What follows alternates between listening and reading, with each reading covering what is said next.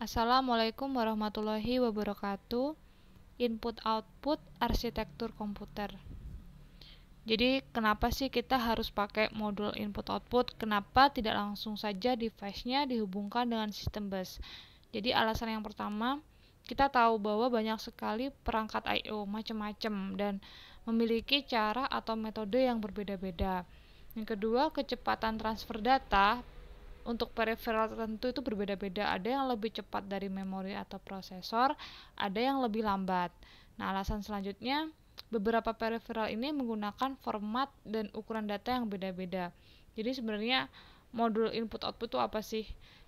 Adalah antarmuka untuk prosesor dan memori melalui bus system atau central switch antarmuka untuk satu maupun lebih perangkat oleh tautan data khusus. Nah, kalau dilihat dari gambarnya, ini adalah input-output modulnya. Nah, kita sudah belajar sistem busnya ya, yang terhubung oleh input-output modul. Di sistem bus kita ada address line, data line, sama control lines. Kemudian input-output ini yang akan terhubung dengan peripheral device-nya. Nah, untuk perangkat eksternalnya, kategorinya apa aja sih? Ada 3 teman-teman. Ada human readable, machine, dan communication. Untuk human readable ini yang berkomunikasi dengan pengguna komputer. Nah, contohnya seperti printer. Kalau mesin ini yang berkomunikasi dengan perangkat. Contohnya itu seperti magnetic disk atau sensor-sensor yang dipasang pada aplikasi robotik. Untuk yang terakhir, komunikasi. Ini komputer dapat bertukar data dengan remote, contohnya mungkin terminal. Ini adalah gambar external device-nya, di mana di dalamnya ada control logic dan buffer, di mana control logic ini berhubungan dengan kontrol sinyal dan status. Kontrol sinyal ini contohnya apakah datanya mau diinput atau kita sebut read, ataukah mau keluar atau kita sebut write. Kemudian juga ada statusnya, apakah perangkatnya ready atau belum ready untuk digunakan. Yang selanjutnya ada data. Nah, data ini disimpan sementara pada buffer, di mana transducer di sini fungsinya adalah mengconvert data tersebut. Nah, biasanya 8 sampai dengan 16 bit. Fungsinya modul input output apa sih? Jadi yang pertama itu adalah untuk kontrol dan timing. Dia mengatur jalannya trafik antara resource, baik itu internal maupun external device. Juga bisa untuk komunikasi antara prosesor dan device. Ada data buffering dan juga bisa mendeteksi error. Nah, ini adalah contoh kontrol dan timing prosesnya. Jadi yang pertama, prosesor itu melihat dulu modul I/O, diperiksa statusnya yang terpasang.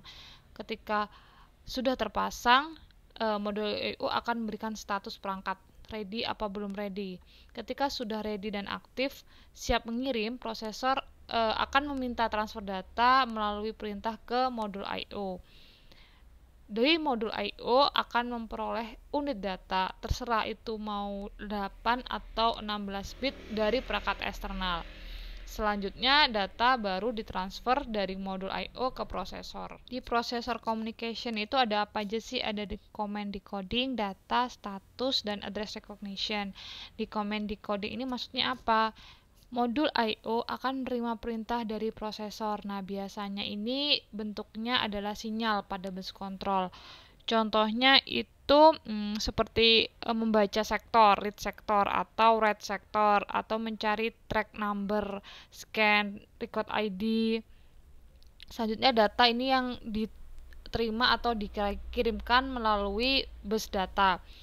Dan selanjutnya ada status reporting, ini maksudnya statusnya, karena biasanya peripheral itu memiliki kecepatan yang berbeda-beda sehingga status ini penting untuk diketahui oleh prosesor, entah itu masih sibuk, busy, atau sudah ready untuk digunakan. Yang terakhir jelas ya, ada address recognition, jadi harus mengenali alamat pada setiap perangkat karena akan mau dikirim atau diterima datanya. Ini kalau kita lihat lagi struktur modul I/O-nya seperti ini. Jadi ini yang terhubung ke sistem busnya dan ini yang terhubung ke device eksternalnya. Sama sih, di eksternal pasti dia punya data, status, dan kontrol. Sedangkan untuk dia yang terhubung dengan bus, dia ada data line-nya yang terhubung pada data register untuk disimpan sementara dan statusnya. Address dan kontrol dia akan masuk ke I/O logic. Nah, sekarang yang terpenting adalah gimana teknik pengoperasiannya. Di input output itu ada programmed I/O, ada interrupt driven, sama DMA atau direct memory access. Nah, lengkapnya kalau programmed I/O dia benar-benar tidak ada interupsi. Maksudnya dia pertukaran antara I/O ke memori melalui prosesor. Kalau yang ada interruptnya dia masuk interrupt driver I/O. Sama dia dari I/O ke memori. Sedangkan DMA dia langsung dari I/O ke memori. Dia juga menggunakan interrupt. Nah, di sini ada flowchart untuk program I/O, interrupt driven I/O dan DMA. Nah, bedanya ketika di program I/O ada prosesor memberikan perintah ke I/O modul. Nah, ini harus benar-benar ditunggu sampai operasi di I/O-nya itu selesai. Jadi benar-benar ready. Dia harus membaca status dari I/O modul. Ketika dia belum ready, dia membaca lagi dan seterusnya sampai statusnya itu ready untuk digunakan. Nah, ini sangat membuang waktu prosesor ya, ketika kita tahu kalau prosesor di sini contohnya lebih cepat dibandingkan I/O, jadi akan menghabiskan waktu prosesor. Ini rugi teman-teman. Jadi solusinya kita bisa pakai interrupt driven I/O.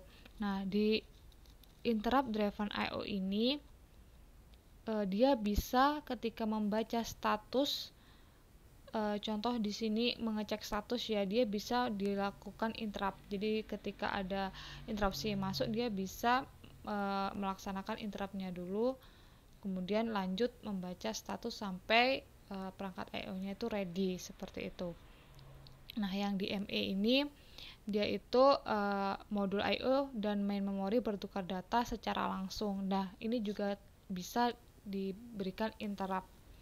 Nah, tipe perintah input output yang sudah kita ketahui tadi ada control, test, read, dan write. Kalau control itu untuk mengaktifkan perangkat dan memerintah apa yang harus dilakukan oleh input output device tadi, dan untuk tes dia harus melihat statusnya apakah sudah ready atau belum. Nah, untuk read dan write, kalau read dia mendapatkan item, sedangkan write dia mengambil item data. Kebalikannya. Di program input output, untuk membedakan antara perangkat satu dengan lainnya, modul I itu memberikan identitas atau yang kita sebut alamat. Nah, ini unik untuk setiap perangkat yang terhubung. Nah, untuk mode penyelamatan itu ada dua, ada memory map dan isolate I/O. Perbedaan antara memory map I/O dan isolate I/O bisa dilihat di tabel ini ya. Jadi jelas kalau isolate I/O dia benar-benar terpisah dari memori utama, sedangkan dia menggunakan memori utama. Jelas kalau dia menggunakan memori yang terpisah, dia nggak bakal ngambil memori utamanya, sedangkan dia mengurangi memori yang tersedia pada aplikasi. Nah, instruksinya pun terbatas karena dedicate, seperti in, out, dan out, dan sedangkan ini instruksinya bisa diakses pada memori yang digunakan. Nah, untuk alamatnya port, sedangkan ini dianggap lokasi memori pada peta memori, dan ini untuk sinyalnya, untuk sinyal IORC dan IOWC tidak berfungsi pada memory map. Di sini digambarkan proses penanganan dari interupsi. Yang pertama, device memberikan sinyal interrupt kepada prosesor. Kemudian prosesor di sini harus menyelesaikan instruksi yang sekarang sedang dikerjakan sebelum merespon interrupt itu sendiri. Selanjutnya, prosesor mengirimkan ACK ke interupsi tersebut. Nah, sebelum melayani interupsi, prosesor harus menyimpan informasi yang dibutuhkan untuk melanjutkan program yang sebelum terjadinya interupsi. Nah, statusnya disimpan dalam PSW, program status word. Selanjutnya, prosesor akan memuat program counter dan lokasi-lokasi yang akan direspon. Program counter dan PSW disimpan di sistem stack dan semuanya informasi harus disimpan. Terjadilah proses interupsi. Setelah selesai, setelah proses interupsi diproses, nah dikembalikan proses yang tadi diambil dari stack dan dimasukkan lagi ke register. Di sini dikembalikan lagi PSW dan program counter dari stack. Di sini dicontohkan teknik yang paling umum digunakan pada interupsi driven input output. Ada multiple interrupt line, software and hardware poll, dan bus arbitration. Nah, untuk yang paling umum itu adalah multiple interrupt lines, yang paling sederhana. Ini menggunakan saluran interupsi yang jumlahnya banyak antara CPU dan modul-modul I/O. Namun sebenarnya tidak praktis karena menggunakan sejumlah bus atau pin ke seluruh semua saluran interupsi modul-modul I/O. Nah, alternatifnya kita bisa pakai software poll. Di sini prosesnya ketika CPU mengetahui adanya interupsi, maka CPU akan menuju ke rutin layanan interupsi yang tugasnya melakukan poll seluruh modul I/O untuk menentukan nih modul yang melakukan interupsi. Nah, kerugiannya sebenarnya dia memerlukan waktu yang lama karena harus identifikasi dari seluruh modul yang mengetahui modul I/O yang melakukan interupsi. Selanjutnya ada daisy chain. Ini yang lebih efisien, menggunakan hardware poll. Jadi seluruh modul I/O yang tersambung dalam saluran interupsi CPU secara melingkar, chain itu maksudnya melingkar. Nah, apabila terjadi intrusi, maka CPU akan menjalankan sinyal ACK-nya yang berjalan pada seluruh interupsi sampai menemui modul I/O yang mengirimkan interupsi. Dan yang terakhir ada bus arbitration. Dalam metode ini, yang pertama dilakukan adalah modul I/O memperoleh kontrol bus sebelum modul ini menggunakan saluran permintaan interupsi. Nah, maka dari itu hanya akan terdapat sebuah modul I/O yang dapat melakukan interupsi. Pada direct memory access ini sangat memungkinkan untuk transfer data langsung antara perangkat eksternal dengan memori utama. Nah, di dalamnya hampir sama, di sana ada data lens, address-nya, dan kontrolnya yang terdiri dari request ke DMM-nya, ACK-nya, interrupt, dan read-write. Untuk fungsi DMA-nya tuh yang tadi ada permintaan read and write.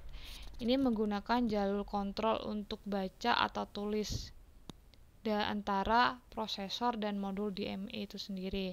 Selanjutnya, alamat perangkat yang terlibat dikomunikasikan dulu pada jalur data.